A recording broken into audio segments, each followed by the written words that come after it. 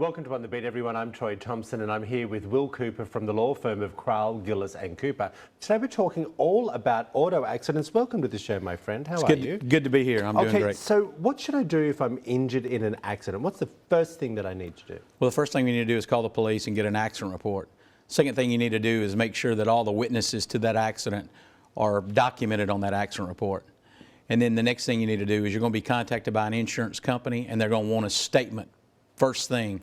And it's always wise to have an attorney present for that statement. Interesting. When they call or when they're coming to do the statement? Well, they will actually ask you to submit to a statement, typically telephonic.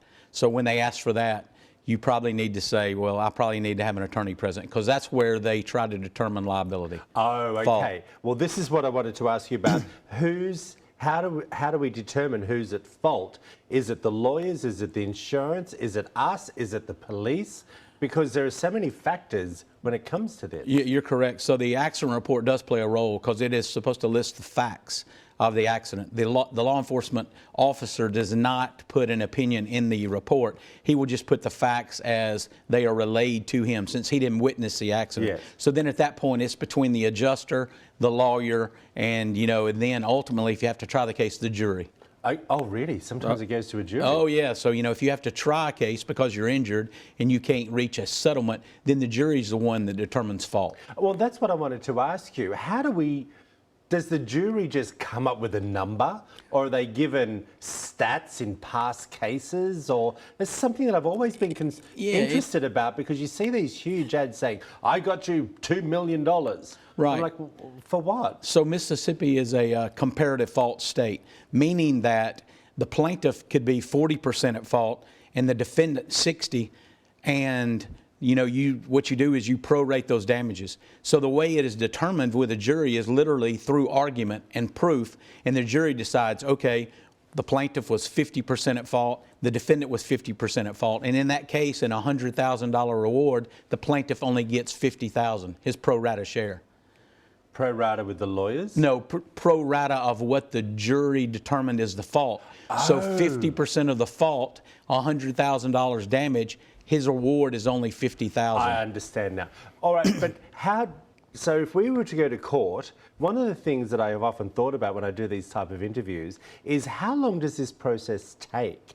Can it be several years, or is it within the year? Because if you're injured and not at work, what are you going to do? Yeah, well, so the first thing is, once you're injured and your case is proceeding, the insurance company is not even going to talk to you until you reach what's called maximum medical improvement, till you're ready to go back to work or you're through treating.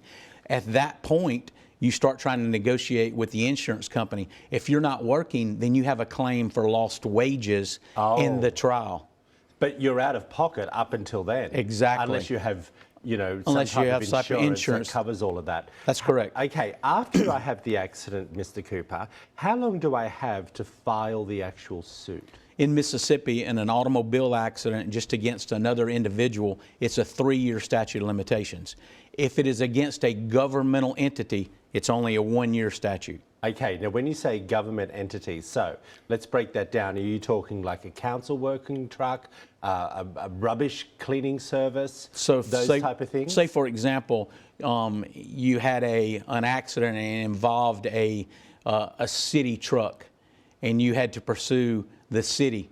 That is a governmental entity, a political subdivision. You only have 1 year. 1 year, 3-year private, 1 year for a government. Correct. Okay, what happens if you decide, well, this is all just too much?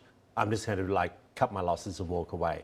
Not such a wise thing, is it? No, it's not, especially if you've been injured. And what we try to do as attorneys is we try to get it in a posture to settle the case quickly as possible, where you don't have to go to trial. Exactly. Thank you, Mr. Cooper. We Thank appreciate you. If you want to find out more information, there it all is up on the screen for you. The law firm of Crowell, Gillis and Cooper.